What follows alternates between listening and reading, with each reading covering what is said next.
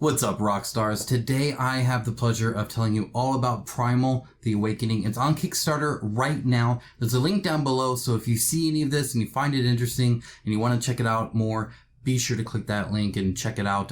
Otherwise, go on your merry way. But I personally am going to be probably in on this, so I'll tell you why in actually just a moment.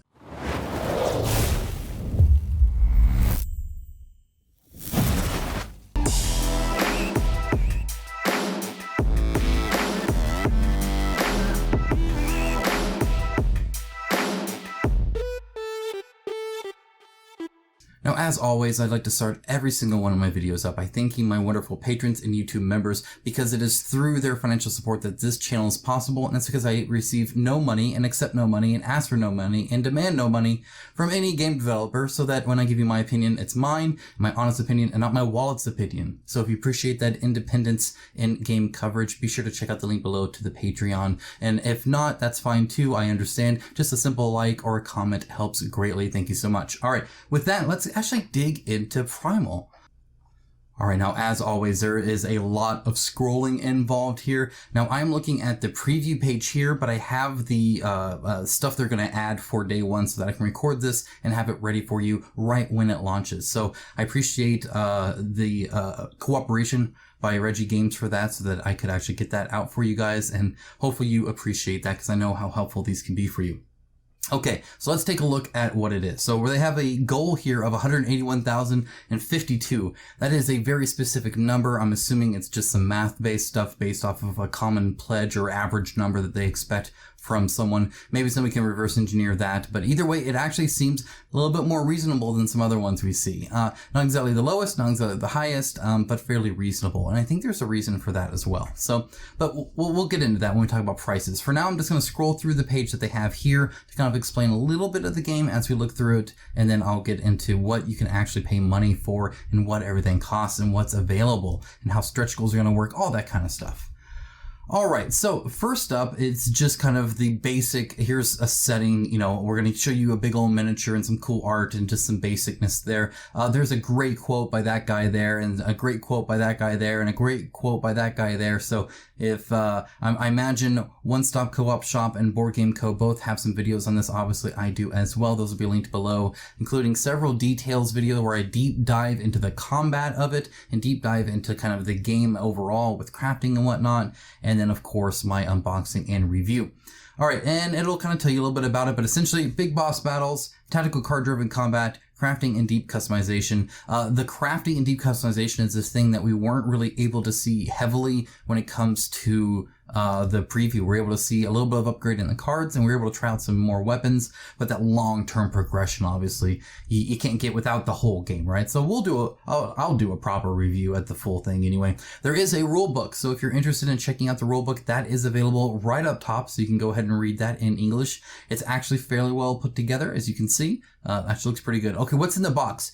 This is a huge box. It's one, they're claiming this is going to be one box. It's going to be a big box. We're going to take a look at everything in here, but it's a lot. 17 large scale miniatures, and these are large scale.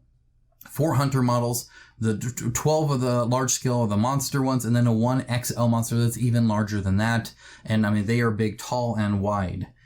We have over 1,200 cards, including a whole bunch of resource cards and all that. The resource cards and all that are like smaller, like Zombicide style ones, and then there's square ones, and there's large ones too, so they kind of range a lot in how big they are.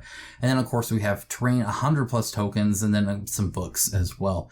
If we look at the characters are essentially your class, and so this guy is the Great Sword class, which is really your weapon. And as you can see, they even have the action cards and the mastery cards for each weapon here, right? And so this is the Great Sword one, this is the Great Bow one, then they have the hammer and the sword and shield as the basic 4.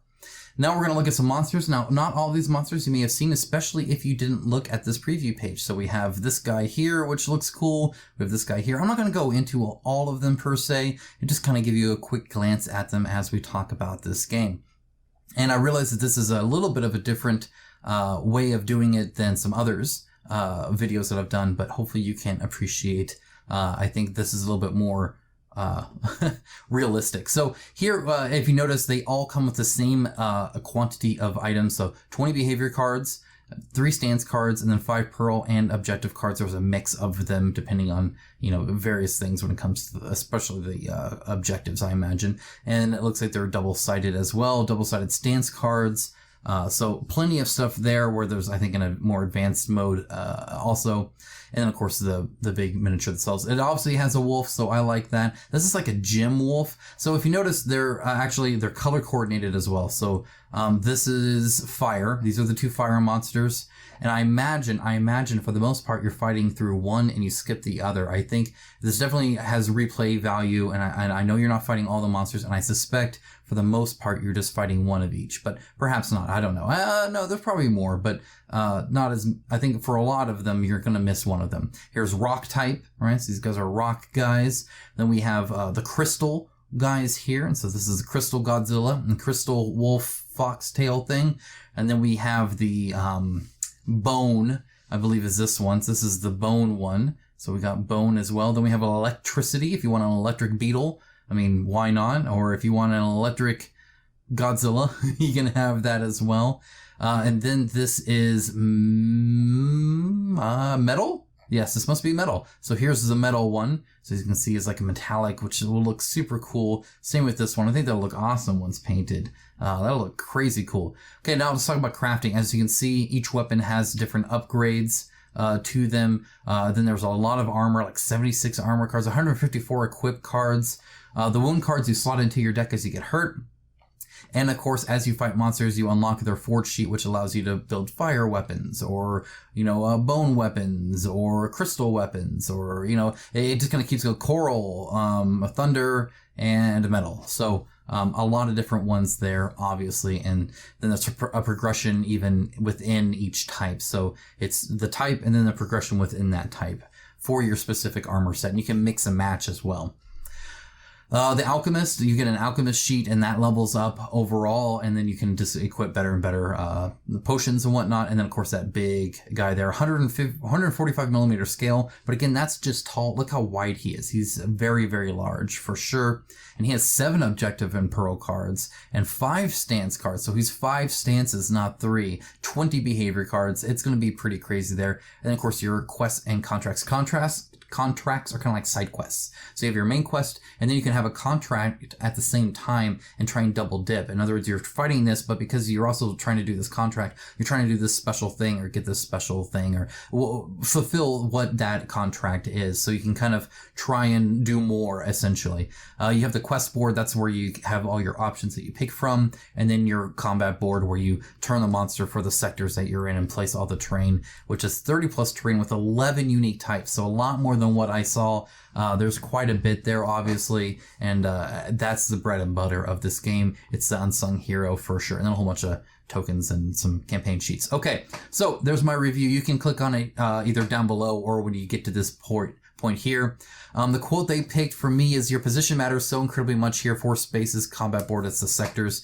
It made me realize how little the map matters in the other games I've played." Yeah, it really boils it down to the core and gets rid of all that noise, right? So you're not focused on, do I go to this position here or this position here to like better do facing or some junk like that. Instead, it boils it down to the terrain types. And then, of course, just positioning and having the monster only be able to attack from certain spots and whatnot. And then you have a few more. You have a ton of previews and playthroughs that you can go through. And now finally, all the way down here is where they're actually talking about game highlights. That's a sector combat they're talking about. I talk about that specifically in my review, so hopefully that's helpful there. In fact, they are quoting me again. "Position matters so incredibly much here. It made me realize how little the map." Okay, no, it's the same thing. But it really does. I mean, it's incredible what they've done to make it actually matter. And you would think this is simple, but it is one of the most complex decision trees I've had to go through in a boss battle or when it comes to just where you actually fight it. So pretty impressive there. Here's a hand management and combo. They're going to talk about some combos. It's pretty easy. You have stamina down here and a cost up here and an aggro up here and then some special stuff here. And then you have the attack cards, which have this symbol, and a defense card, which has this symbol. That's pretty much all you need to know from there. Okay, moving on from that, we have the co-op experience where you have assists and you can help other people during their turn. That's going to be amazing to paint, by the way. A reactive AI where depending on the card you play, it will react to it, or if maybe at the end of the turn, or that middle one is if you're at the rear and you activate, then it's going to activate that part. This is showing where it can be attacked, and then maybe a special thing there when it reveals and stuff like that. So again, more stuff there. Crafting customization, I've already talked a lot about that, so I'm going to go ahead and skip that, but suffice it to say, there are elements, and each one has a weakness and a strength, and that affects how much you are damaged and how much damage you deal. And then, of course, there are custom weapons and traps you can play, or potions that you can bring and stuff like that. The deck construction has a lot to do with the fact that your weapon has some numbers here on the left-hand side, defining how many red attack cards you have versus how many or green dodge cards you have. And then from that, you can upgrade different cards in your deck as you level up as well. And so you might have a leveled up attack card attached to a flame tongue, so you get 7 of those, and then suddenly you're very heavy in attack, and you can mix and match those to your heart's content. Okay, it's spoiling a few 2 characters here. We'll talk about them in just a little bit. The campaign mode be about 11 to 15 game sessions, and I really like that they're not talking about hours here. They're talking about how many times you're going to sit down and play the game. Because at the end of the day, whether it's 3 hours or 4 hours, you're probably going to spend an evening and play the game. And so just saying, here's how many times you do that, I think is kind of cool. It's 11 to 15. Notice the range there because it does depend on some choices you make. Whether or not you could fail a very important battle and maybe it just keeps going, whereas some maybe you fail and then you replay. So there's a lot of different things that can happen there. And then of course there's a one-shot expedition mode, which is actually really cool. I played the Earthquake version of that, which was awesome. It gives you a preset, characters, and you just go in there and you play it and you have kind of a good time there, which is nice.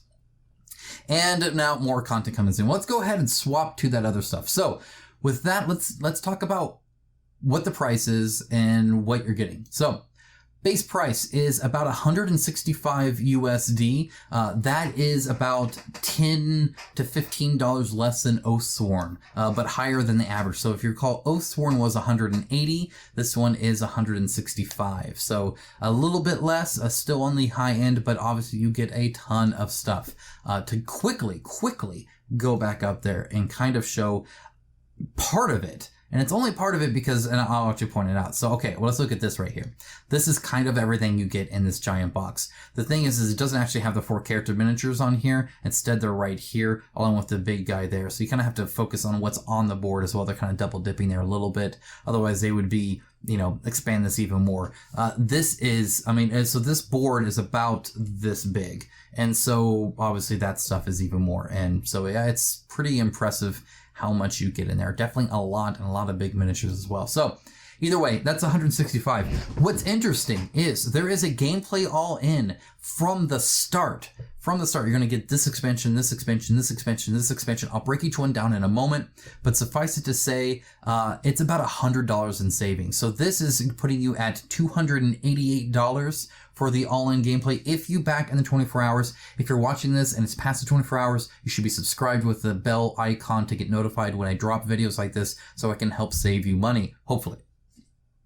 I have actually the cost. So it would be $382 if you bought them separately. So instead of $382, they're doing $288. That's a big difference. Again, that's almost $100. So it's about $100 off to do that, which is huge. So if you're thinking you want it all, then you definitely actually want to consider that. And my personal advice always is to be as pro-consumer as possible. So click that early bird, go ahead and click it, and then make your decision over time. You have time. You're not going to be charged until the end of it. You'll be notified at the last 48 hours, and so you can kind of look and see where everything is and what they've unlocked and all that kind of stuff. And I think that'll really help everybody. But what I don't want you to do is think about it and then get caught up on something and then miss out on it. So if you at all think you might get it, I actually suggest backing it and then toning it down as needed, as you figure out, oh, I actually don't want, the extra characters, or I don't want the ice monsters or whatever.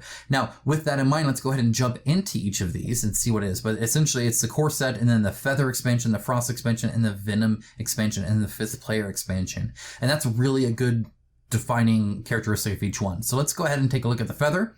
The feather one, approximately $47 normal. That's where I got the price that ended up being $388. And so I get quite a bit, or 40, it's about 40, $50 depending on what your bucks are. And this is going to add these cool guys. So what's in there? 2 monsters, 1 new terrain, 1 new forge for that monster type, 140 plus cards, including 9 quests, and then of course 18 weapons and 16 elements and 48 equipment cards and 50 monsters. A lot of stuff. Okay, so and this is a campaign expansion, so this allows you to actually be able to play a bit more of the game, which is again kind of cool. And this is definitely the most colorful one. So if you're a painter, you probably want this one. As you can see, this guy crazily colored, and then this guy as well. Look at the color on him. Wow, he is colorful. That is going to be so cool to paint. I cannot wait to see what you guys do with these. I know you're going to paint them really well. They come again with the standard 20 behavior, 3 stance, 5 pearl, and objective cards. Okay, so same as the other monsters, just different, right? Different behaviors, different stances, different perils and objectives and stuff like that. Then you also have this kind of dragon-like guy here with the crazy cool tail. And again, gonna look amazing painted, I am sure. And a lot of basing on this one in particular. As you can tell, it's very raised here. This one has, all the kind of texture and whatnot. But this one, like, heavily based. So more than I anticipated, actually. And then you can see all the feather equipment that you get to get with this one. And it just, again, adds more to the game kind of overall. Okay, so the next one is going to be the Venom expansion. Again, about $47, and this one is going to be adding kind of the same thing. So if we go over to that one, this one is the Venom expansion. 2 monsters, 1 terrain, 1 forge, 140 plus cards, campaign expansion, crafting element, new monsters, same thing, just another package of them, another 2 monster package, right? Because each element comes with 2. Here you have like the Hydar, which is this really, really cool, very vicious looking lizard thing. I like how muscular he is, and I like his like plated chest and just how thick his neck is, and I think he just looks cool. And then of course you have my personal favorite, which is the weird giant snake worm thing with like multiple spider eyes and predator fangs, and I don't know what the heck's going on, but I don't want any part of it. I also love the kind of glowing runes he has in there. I think it's very unique, and it'd be very cool to actually paint that, and it's sculpted on there, which means you don't have to freehand it, which is also awesome, just incredibly awesome. I really enjoyed that. And these sacks are disgusting, and they glow, and it'll be great. And of course, then you can see kind of the Venom ones, equipment that you get here and how they're all scaly and whatnot. I think, again, super, super cool. Okay, so what's next? After that, we have the Frost expansion. I guess you can take a hazard at what that's going to be adding. That's right, it's going to be adding 2 Frost monsters, 1 terrain, 1 forge, and 140 plus cards. This is also for $47. Another campaign expansion. This one has this really cool kind of like angry ferret kind of thing going on here. Yeah, I don't know what's up with him, but he is not happy. That is for sure. And again, has this really like kind of crazy looking fluff to him. And I really like the red toned in with the blue. I think that's a cool idea.